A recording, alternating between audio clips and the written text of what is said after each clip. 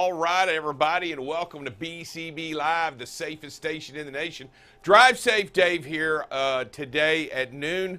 Sir Rick is out on assignment, out there beating the streets, out there making it happen. I'm pretty sure he'll have a fantastic report here shortly, probably later in the week or even tomorrow. But as of today, he's just not here. So you get the best of both worlds. You get Drive Safe Dave coming to you. Hey, so out in the news today, we got a couple of things want to highlight a couple of things. Number one, the Fed reported, the Fed Chairman Powell came out yesterday and reported that the Fed had raised their interest rate 0.75% of a point, 0.75 of a point yesterday, and talked specifically to what was going on in the economy.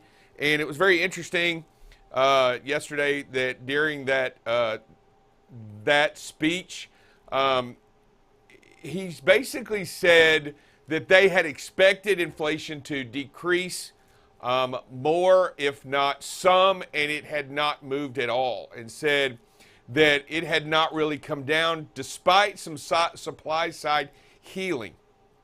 And it was interesting that he was speaking to it because he's offered up another fix or patch to the interest rate, and I'm just going to tell you it makes it concerning. We're going to see that so how that it will affect all of us, as you well know. The interest rates are going to increase dramatically across the board, whether on a 30-year note on a home mortgage or whether it's just your credit card bills. Any borrowed money, anything with interest is going to increase. And that's a pretty substantial increase. I believe I read that now our interest rate is as high as it's been in 40 years. And they are working to continue to do that. That's what the report from the Fed was yesterday. He went into a lot of other aspects of some of the economy and how it was ever changing, and some of that was based on world supply and demand, and some of it was based on here in the U.S. only. He did talk a little bit about shelter inflation, which is housing, and spoke specifically to rents and how high they were and hadn't seen those come down. But he said there is always a general lag in those type of numbers and type of scale. So he said that even if they're going to see some help in that regard, that's going to require a little bit more time in order for that to take place. Very interesting, him being up there yesterday. And he did speak that housing itself requires a realignment of supply and demand. That's pretty bold statement by the chair in and of itself. So there was a lot going on yesterday. I think the stocks reacted accordingly to the speech. I think the stock market took a little bit of a tumble yesterday, and we're hoping that we get a good rebound today. Don't know where we will be, but sure would like to see the stock market rebound positively at some point. But as of right now, it did not.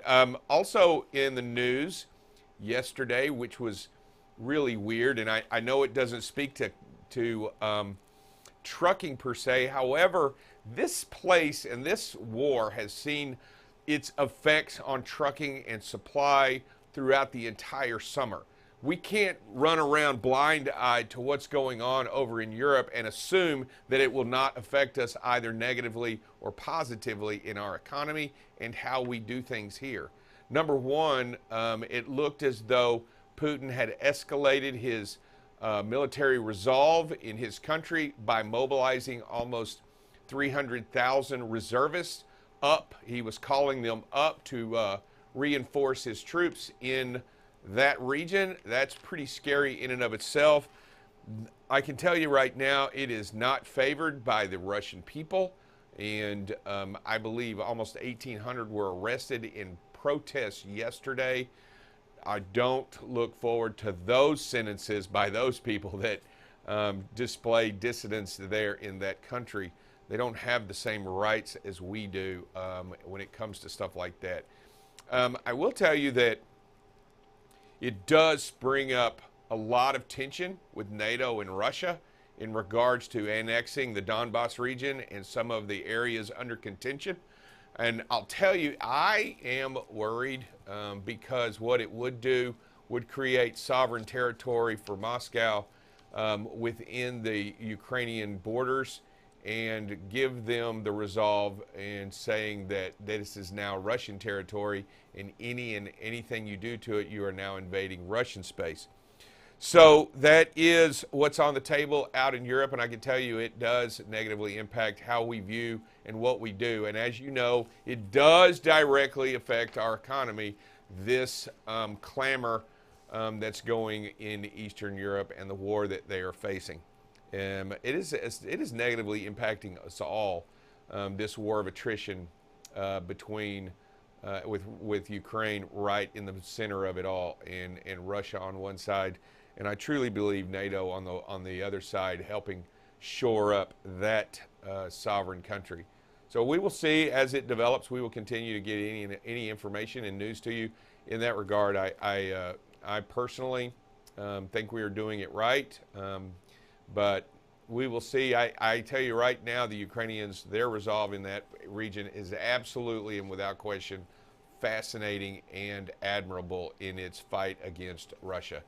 All right, I'll tell you what we're going to do. We're going to take a quick break, and when we come back, we've got Atri on the line. I'm telling you, there is no better data, no better information, no better source to get some of the greatest data analysis for trucking out there for everybody to look at it, understand what's going on in our industry. And when we come back, we have Alex Leslie coming in and going to talk to us a little bit, going to return guest here, and going to talk to a little bit about a new report that has come out and kind of go over that. We'll be back in just a second with Alex Leslie and Atri. We'll be back on BCB Live, the safest station in the nation.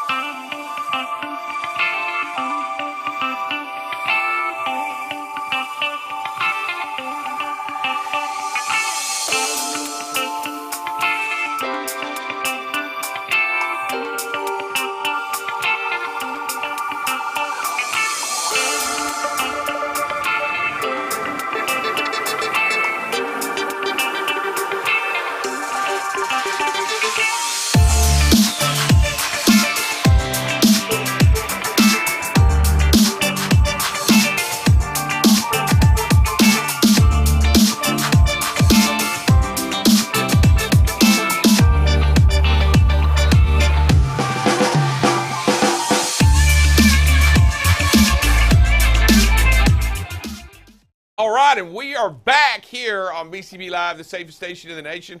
And of course, we have Atri in the house with Alex Leslie. How you doing, Alex? Doing great. Thanks for having me. Hey, okay. So you are a return guest, and you are with Atri. What's been going on since we last spoke? It's been a busy few months for us over here. For anyone who's not familiar, we are the American Transportation Research Institute, the not-for-profit research arm of the trucking industry. And so we've been really churning out the reports lately, some good work on younger drivers, what they want in carriers. We've also turned out some work on electric vehicles and what those emissions look like. But one of our biggest reports that we do every year just came out about a month ago, and that is our analysis of the operational costs of trucking for 2021. By the way, this is an important report that y'all do, because a lot of people request the information from the report after y'all finish it, right? A lot of people call in and say, hey, can I get a copy of that so that I can look at your numbers compared to my numbers, right? I mean, that happens a lot, right? Oh, absolutely. This is one of our most accessed reports year in, year out. We, on release day, we get, hundreds and hundreds of requests and that one day alone. So, there's this real desire for good, reliable, and comprehensive operational data in the industry. And let's, before we get to the report itself, let's go in on exactly how you get that data, how you get that report, and how it happens. Yeah, all of this data comes from motor carriers. So it's all participating fleets submitting their operational and some of their financial data to us. And then we compile that and we create the averages and the different metrics that we use. So it's all from carrier participation. We really rely on that trust and that support from our industry partners to make this all work. And like me and you talked before the show, we just rightfully just mentioned it. As much data as possible is the best data you can write. I mean, you can't get too much, right, when it comes to this kind of information. That's absolutely right. The more data we get, the more reliable it is, but also the more finely we can break down into categories, right? Sectors, fleet sizes. And the more we can do that, the more useful it is for everyone. So again, we love data. And more definitely makes it more useful to you.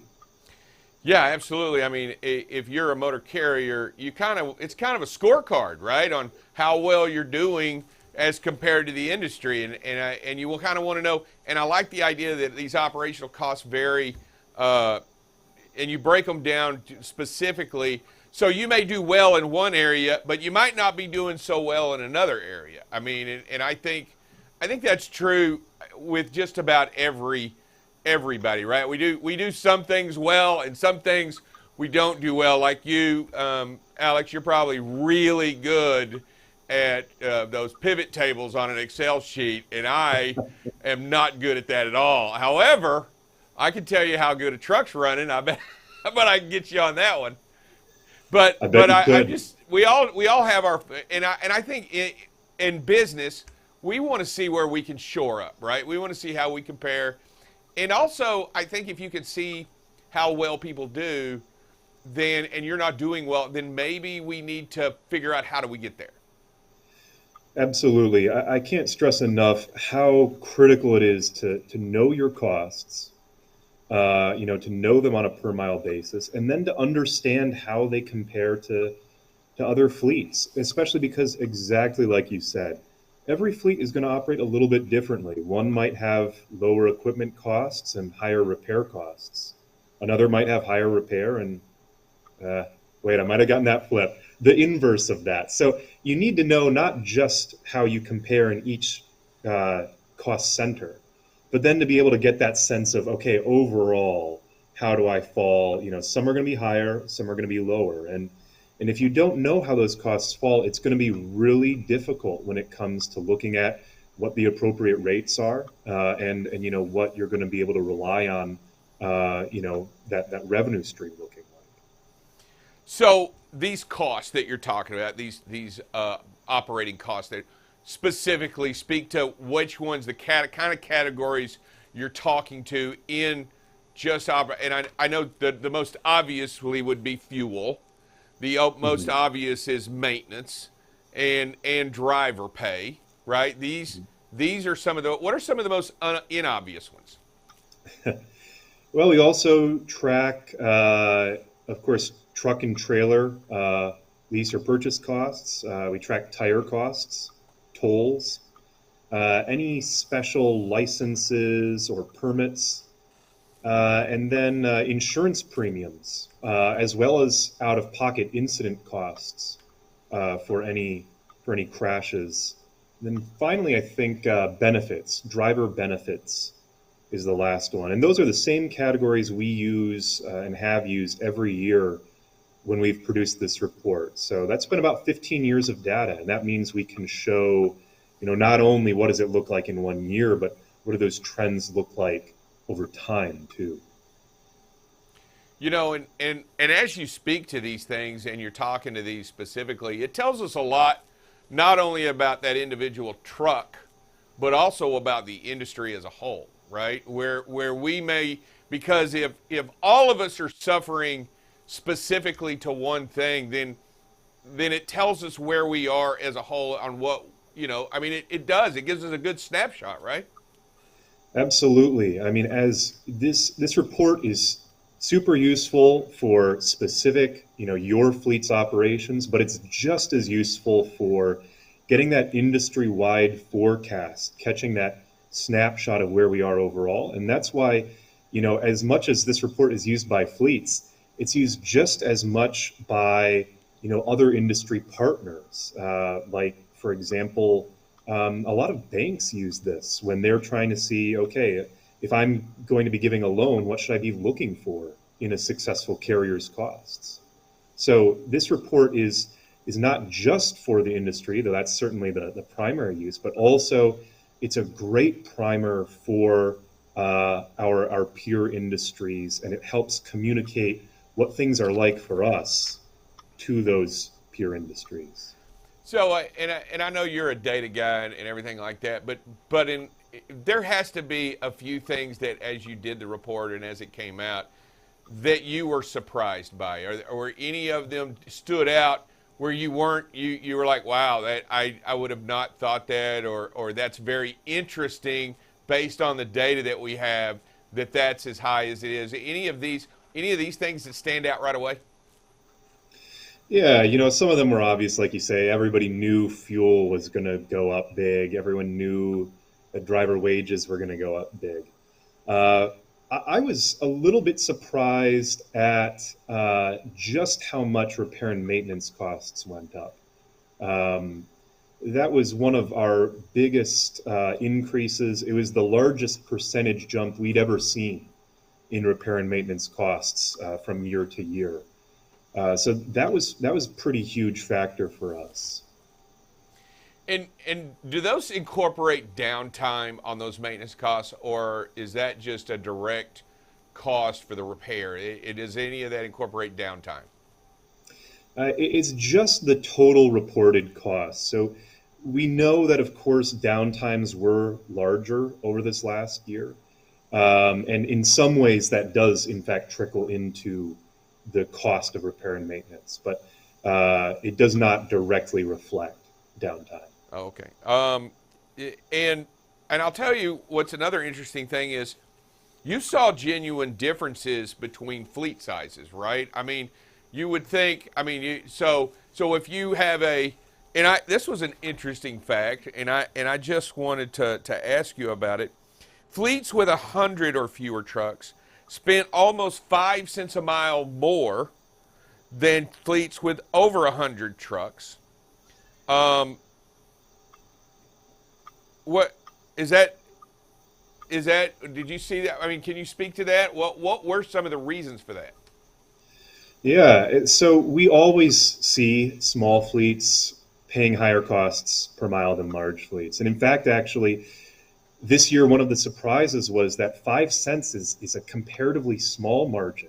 Usually we see that quite a bit more.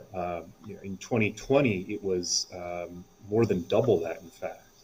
So one of the areas where we see that difference is equipment costs and repair and maintenance costs, fuel costs. Those are all higher for small fleets. Larger fleets tend to pay more in driver benefits. And depending on the sector, they can pay more in wages. But smaller fleets tend to have, a lot of those costs for the actual physical materials involved are higher, and that's because small fleets, they don't have the tools to negotiate in the same way as larger fleets. They aren't buying in the same amount of bulk. As like with tires, they may be more limited in how far out they can purchase in advance. Yeah, I can see that. Adds up. Yeah, I can see that, especially when you speak to like fuel discounts. Really large fleets have the opportunity to go in and with their numbers be able to walk into a fuel seller or a truck stop or a vendor and go in and say, hey, look, you want our business. And if you do, specifically, what can you do on the fuel prices? Absolutely. And that goes true to tires. That goes true to, if you've got 10,000 trailers, you're buying tires. You're buying a lot of tires. Do what now? You're buying a lot of tires. You're buying a lot of tires. And if you buy a lot of tires, you have a tendency to get better discounts, right, when you buy in volume like that. So I do see the advantage on that. What speak to insurance? Obviously, insurance plays a big part in operating costs. How does that differ greatly between larger carriers and smaller carriers? Insurance is a really, this year in particular, it's been really fascinating. So one of our surprises was that insurance costs remained relatively stable in 2021 compared with 2020. Now, 2020 was the highest premium cost per mile we'd ever seen. So it was stable at a record high. But smaller fleets always pay more per mile in insurance premiums. That's for a number of reasons. One of them is that larger fleets have a variety of other financial tools like self-insured retentions that allow them to hold on to some of that cost of risk themselves and keep the premiums a little bit lower as a result. But this year we saw actually that even though premiums per mile were lower for larger fleets paid a lot more in their incident costs, their out-of-pocket incident costs per mile, the amount that they have to pay before the policy coverage begins covering the bill of a crash. And actually that ended up offsetting their advantage in premium costs. So that's been it's been a bit of a complicated development, and it's the result of carriers evaluating their policy levels over the last several years as premiums have gone up so much. So we see some carriers are trying to adjust their levels, and this year I think larger carriers didn't quite optimize it. That would be a lot to do with the level of the how much you're going to pay the deductible, right? You changing the size of the deductible to be the most beneficial to the carrier per se. It's hard to judge that, right? I mean, you can't. It's hard to judge your ability to manage that dollar amount unless you're deep into it. And I believe, and honestly, Alex, I think that's one of the reasons here at BCB Live we think safety is so important, is that it can have a direct impact on that cost. And if you spend a little bit more on safety, hopefully those incidents costs go down. Hopefully all of your insurance premiums go down if you are focusing on safety. And you're investing a little bit more into the people out there to make better decisions. I mean, I truly believe that, and I think I sure would like to see at some point, and I know they always stay the same, but maybe how much do you invest in safety would be something that might be an operating cost, and how it can offset some of those other mitigating factors. Dave, we did a report on insurance costs at the very beginning of this year, back in, I want to say, February. And the things you're saying are exactly what we were able to show with data. First of all, you got to think of safety costs as a sort of holistic total cost of risk. And that means things like, driver training, right?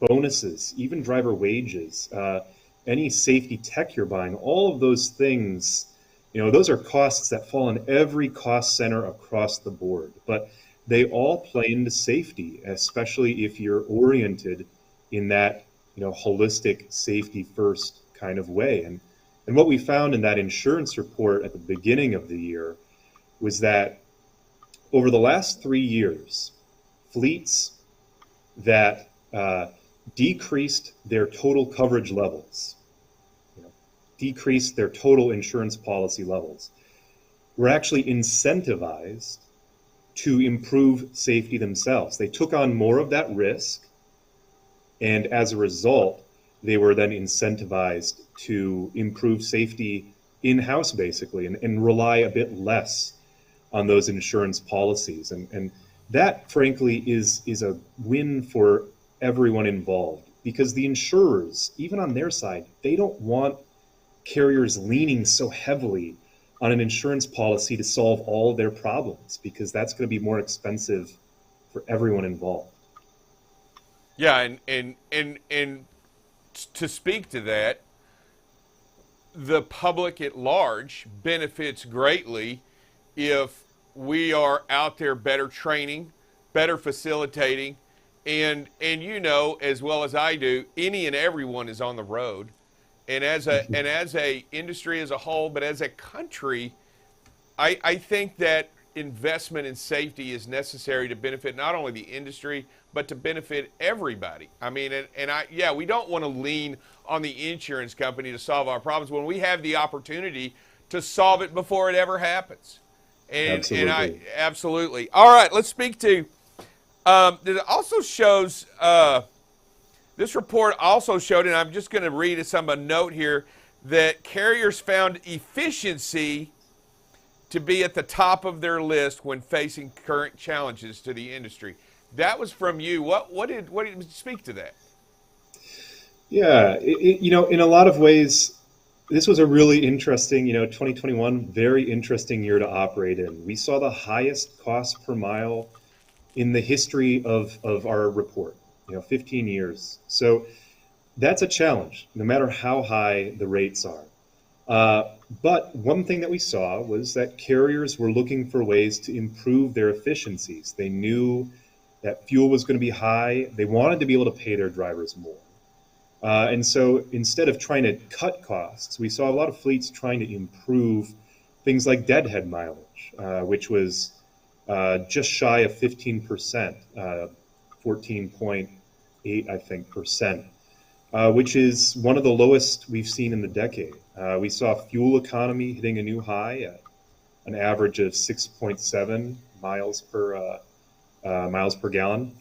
And we saw the ratio of trailers per truck, which is another useful efficiency metric, at one of its higher values in the last decade. So all of those things help, carriers operate more efficiently, excuse me.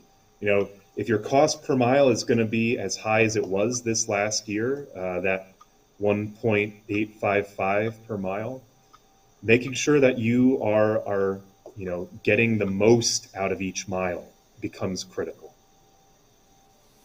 What are and when you measure these efficiencies and stuff, is that what you're going by? I mean, you probably have several metrics, right? Not just the per mile. What are these? I mean, just tell me. Yeah, we ask for costs reported on a per mile basis, and then we have at Atri one of the largest, in fact, truck GPS data sets available. So we use that to create an average per hour cost as well. But then we report different other metrics, depending on the metric. So we ask all carriers how many trucks they're running, how many trailers of each type. We ask them for things like, obviously, what are their IFTA mileage?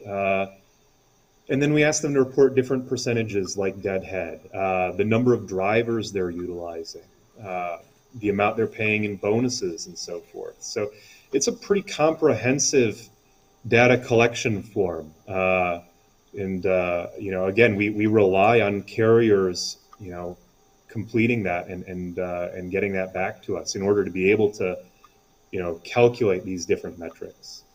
Well, I'll tell you what, I'm sure that everybody wants this data, would love to see this data and compare themselves to this scorecard. Alex, how do they get this report? How can somebody right now that's watching the show out there get a copy of this report and kind of take a look at our industry snapshot as it is and as it stands? How do they get a hold of that? Yeah, if you visit our website at truckingresearch.org, you can access this report and all of our research for free. That's part of our mission at Atri as the not-for-profit research arm of the industry. So you can download this full report and everything I've talked about today and more. Again, we have the charts breaking it down by sector and fleet size for every single metric. And I will say, too, we had the largest participation this year that we've ever had. Part of that, I'm sure, is because I got on the horn here at BCB Live during our data collection process. I assure you that is exactly the reason why, Alex. It is. The word is out. And you know what? We still want more, right? We still want more participants. Yes. We would love it if every size company out there, whether you have one truck or 10,000 trucks, get some of the data over to these guys. Take time out of your day. If you're going to get something out of the report, spend a little time and put something into it, right? I mean, that's kind of how it works. And we did add this past year, and it'll be back next year, a customized report for any carriers that do submit data that gives them really a specialized view of here's precisely where you fall, and here's the distribution of your direct peers. So even more data. Yeah, what there's a good ticket, price of the ticket, right? For a little bit of a time investment, you get a specialized report made just for you, right? And it comes with Alex got his stamp on there, and he gives it, this is certified, definitely your report. Hey, are there any future reports that we need to get the word out on that maybe we need people to know about? Yeah, keep your eye out for, we have a crash predictor report, helps show what the biggest factors are that lead to crashes. That'll be out in the next month. And we have another on electric infrastructure. Again, looking ahead, what are the realities for electric trucks on the road? Those are a couple big ones that I know a lot of people are waiting eagerly for in the next month. But there's one way right now that you can get involved in our research too, and that's every year at ATRI, we do this top industry issues survey where we ask everyone involved in the industry, what are your biggest concerns right now? And what do you see as a way to begin addressing that? And right now that survey is live on our website, again, truckingresearch.org. And again, the more people who complete that survey, the louder your voice is, the louder our voice as an industry is. This is used for everything from what research we're going to focus on to, what the people at Capitol Hill see when they're looking at what the trucking industry is concerned with.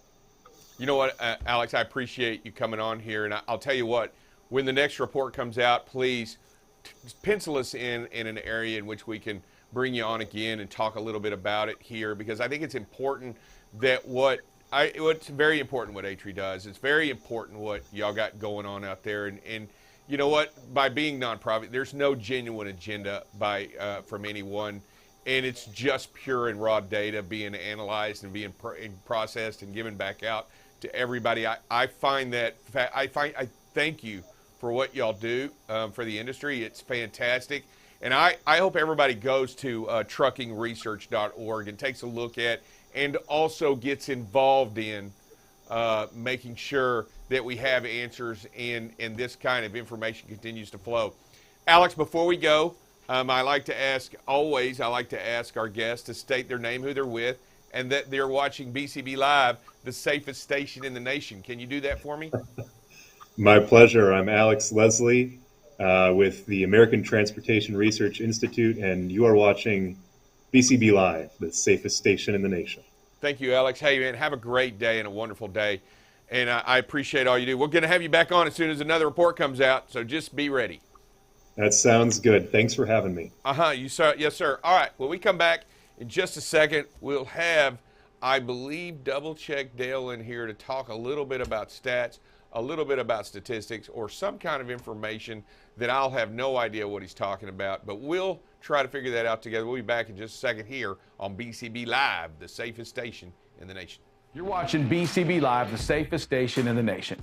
BCB Live covers freight. Here we are now at 21% of record freight being rejected. News down in Texas. We're going to talk a little bit about this. We had another $1.5 million seizure. If ever there's a time to do a pre or post trip, it's if you're doing something wrong. Weather, traffic. Hey, good morning, everybody. Welcome to some traffic and weather with Buckle Up Bob. You can kind of see where the visibility can be compromised a little bit.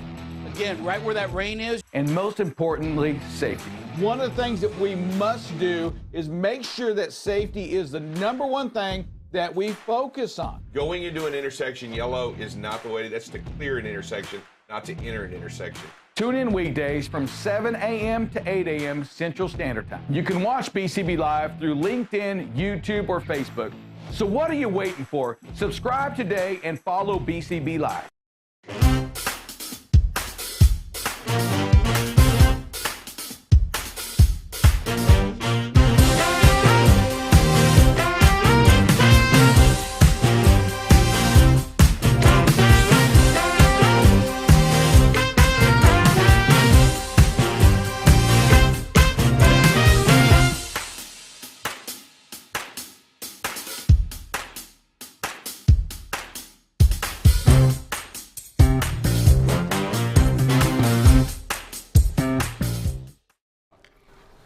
right, and we are back here at BCB Live, the safest station in the nation. Drive Safe Dave here, along with Double Check Dale. Sir Rick is on assignment. He should be back here shortly. Why was that funny? Sir Rick is on assignment. Rick is always on assignment. He's always working. He is a go-getter. That's what I love about Sir Rick. Oh my goodness, I can't.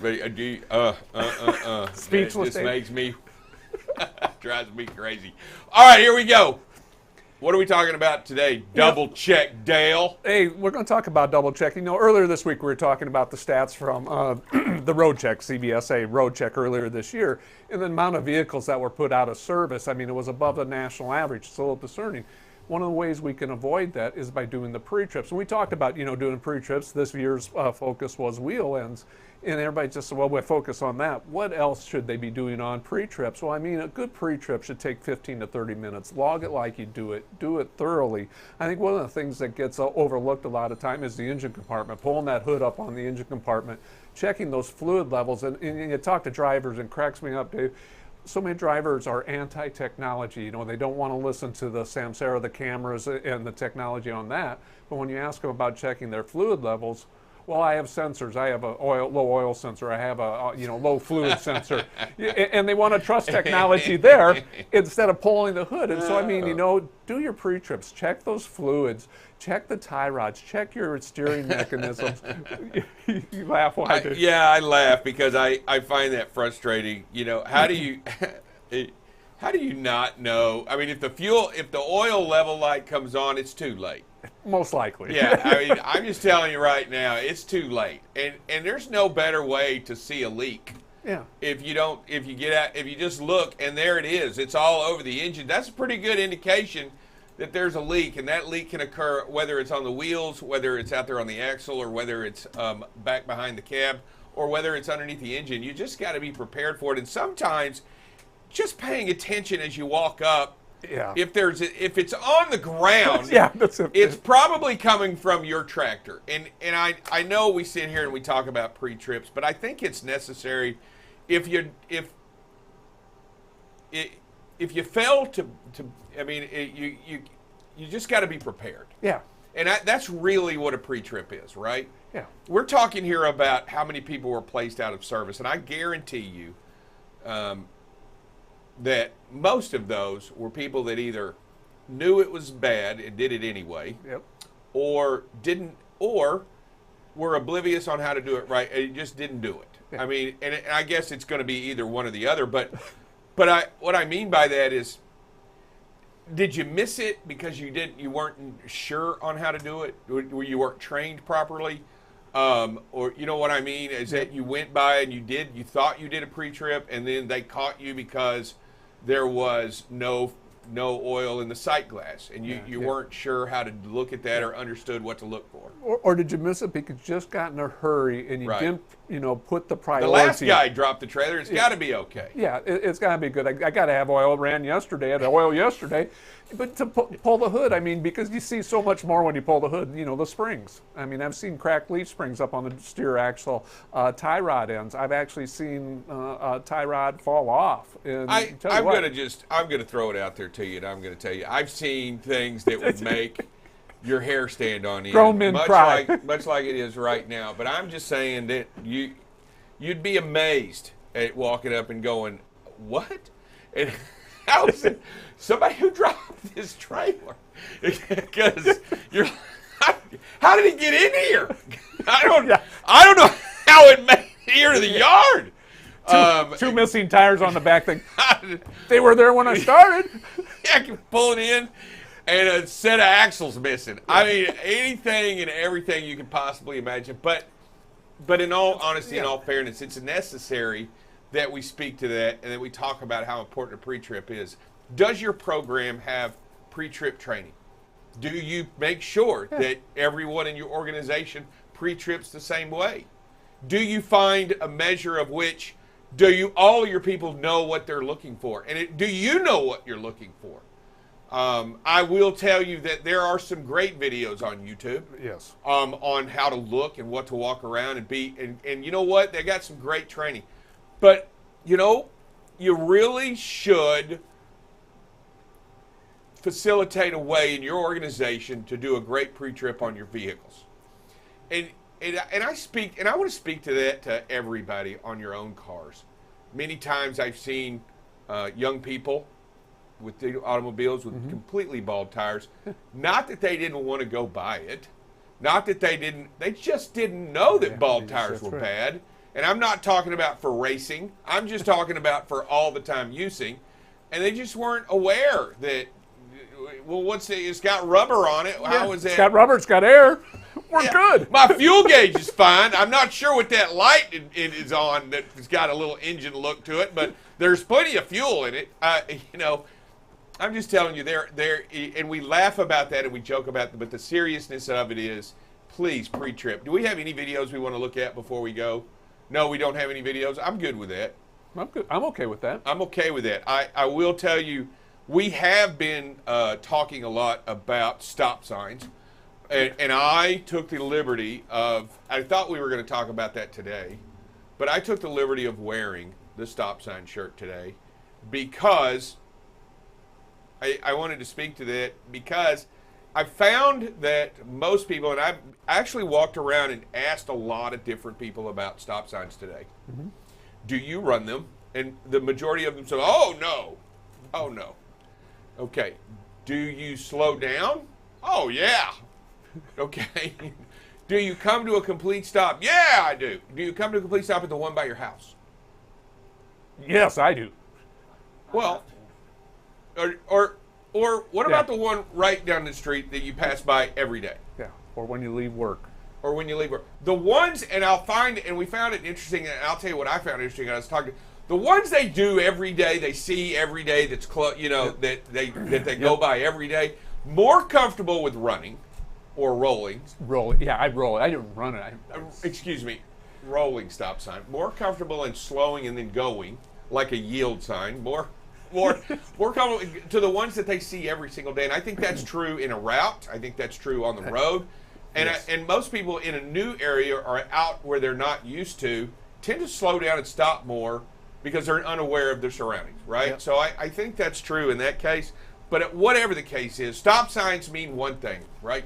Yes, stop. Stop. They don't mean slow down and roll. You wouldn't just run through a red light. No. Right. But it's that, by the way, y'all know that's the same ticket.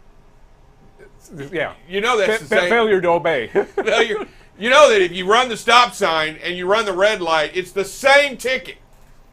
It's the exact same ticket. It's failure to obey traffic control device. Failure to obey a traffic control device.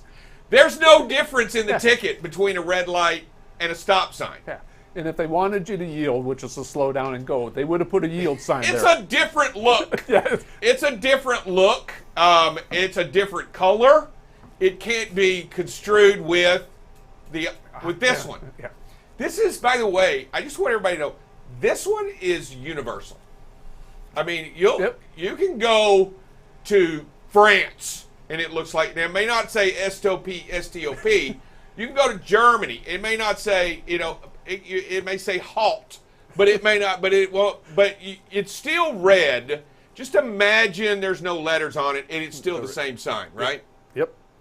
And the reason I say that, it is important that we identify it and we do it, and we as a group, as a nation, and as a whole, we tend not to. And people get hurt. Yep. And people get hurt. And we don't want you to get hurt. I don't care about the ticket as much as I care about the person. The person that you may or may not hurt is important. Everyone is important. And we're here about saving lives. Yeah.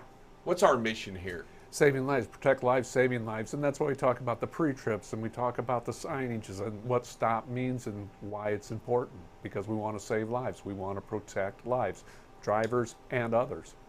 Stop in the name of love. I think that's really what it should say underneath the stop sign, in the name of love. There you go. For that. All right. Hey, listen, everybody. Thanks for a great and wonderful day. It is fantastic having you here. What a great interview with A-Tree. What a great interview with Alex. And what fantastic information that they have over there. Make sure that you log on there and get it. Double check. Always a pleasure for you to come in. Always a pleasure to be here. Have a great and wonderful day. We'll see you later here on BCB Live. The safest station in the nation. See, everybody knows it now. We'll see you. Peace out.